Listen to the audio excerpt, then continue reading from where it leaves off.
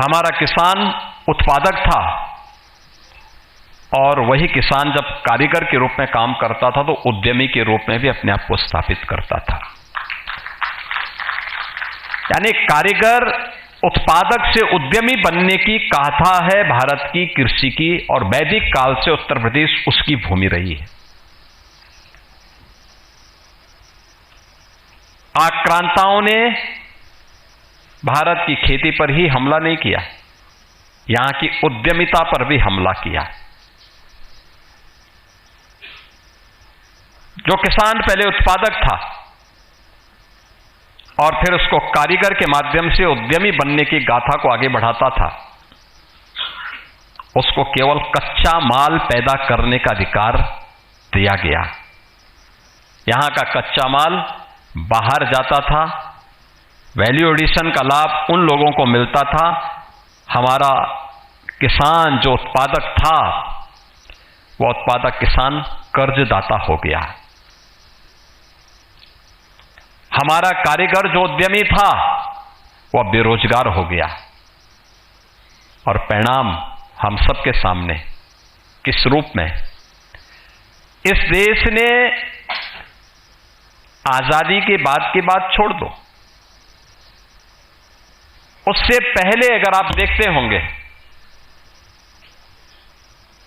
आपने और इसमें यहां पर उपस्थित जितने भी कृषि वैज्ञानिक हैं, जितने भी शोधार्थी हैं, उन लोगों ने भारत के राष्ट्रगीत वंदे मातरम की गाथा को सुना होगा। यह भारत के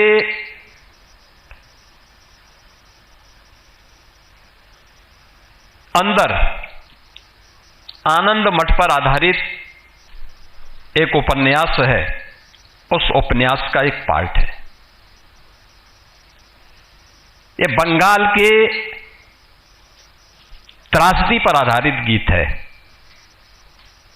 बंगाल के अंदर जब अकाल पड़ती है, क्या स्थितियां हुई थी, लोग भूखों मर रहे थे।